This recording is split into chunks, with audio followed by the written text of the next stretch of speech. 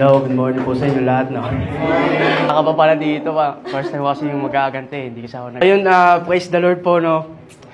Kasi, grabe po yung ginagawa lang.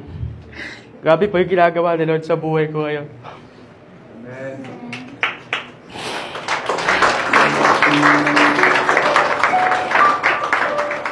Amen. Itong malakan, nagiging emotional ako eh. Kasi grabe po, no? Dati nung wala pa akong Diyos sa buhay ko, parang ang gulo ng isip ko, ang gulo ng ko. Lagi ako napipressure. Alam ng asawa ko yun. Lagi akong tawag dito, parang tuloy ko, stress ako lagi. Napipressure ako sa buhay. Tapos, nito lang, kung napanood nyo po yung video ko, yung umiiyak ako habang nagbabasa ng Bible. Totoo po yun, no? Parang moment na yun, naghalo-halo emosyon ko eh. Parang hindi ko alam kung ano nangyari sa akin. Nakaramdam po ako ng takot doon. Pero mas lamang po yung pakiramdam ko na mahal ako ng Diyos. No, na may promise siya sa atin, no, na kung ako lang yung masusunod, hindi ko gagawin to yung mga pagpo-post ko ng sa page ko. Pero iba na po kasi yung nasusunod, si Lord na po yung nasusunod sa buhay ko, kaya binago ko na po yung content ko. No, kasi matagal ko na ginagawa po, kalokohan. So, ngayon, yung will na po ni Lord yung sinusunod ko, no. So, kahit natatakot po ako nung una, kasi ibabas ako ng tao, alam ko yun eh. Pero, naglakas loob lang po ako. Sabi ko, Lord, ikaw na po bahala. Kung ano pong mangyayari sa akin, kung kahit ibas ako, ikaw na po bahala. May video pa nga ako doon, sabi ko, inamin ko lahat ng kasalanan ko, lahat ng mabibigat kong kasalanan, inamin ko kay Lord. Sabi ni Kim, sabi ko, patay tayo dyan. Ayun, binigay ko na lang siya ng pang-Shopee, para ibahin mo yung usapan, wag na yan. Ayun. Nung umamin po ako kay Lord, inamin ko lahat ng kasalanan ko. Talagang, parang nabunutan ako ng tinik sa loob ko, no. Kasi dati, nung wala pa ako kay Jesus, parang yung puso ko punong-puno ng hate, punong-puno ng inggit, punong-puno ng pride.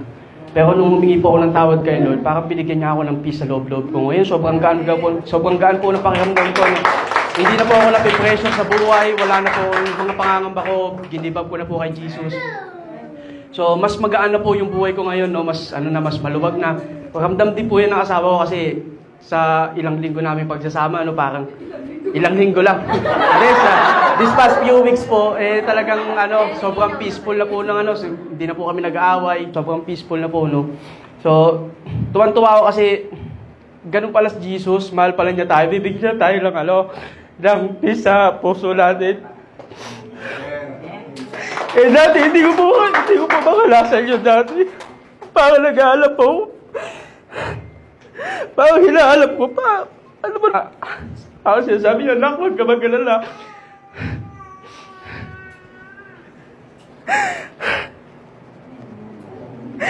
Pasaya siya na. Thank you po, Lord Jesus, no, kasi binigyan na ako ng peace sa puso ko. Nung matagal ko lang hinahanap yun, sa kanya ko lang po nakanasan. Sabi pa, misis ko, parang bago ka na ngayon, parang ang pogi mo ngayon. Ayun, binigyan ko po ulit siya ng pang-Shopee. So, ayun po, no. Gusto ko lang din i-share sa inyo yung nabasa ko sa Bible, yung John chapter 5, verse 28 to 29. Ayun po yung nagpaiyak sa akin, no. Ang sabi po doon, don't be surprised indeed. The time is coming when all the dead in their graves will hear the voice of God's Son. So si Jesus po yun. And they will rise again.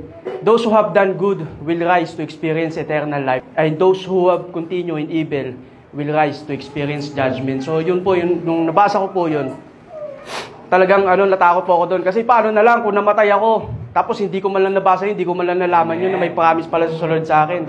Diba? So, kaya, ayun po, nagpapasalamat po kay Lord talaga, no, na talagang may promise siya sa atin, no, basta sundin lang po natin yung mga will niya. Kung ako lang masusunod, di ko naman talaga gagawin to eh. Yung kasi kaso si Lord na po yung nasusunod ngayon eh. Hindi na po kasi usapan yung fame, yung pera, ang usapan na po ngayon yung salvation natin.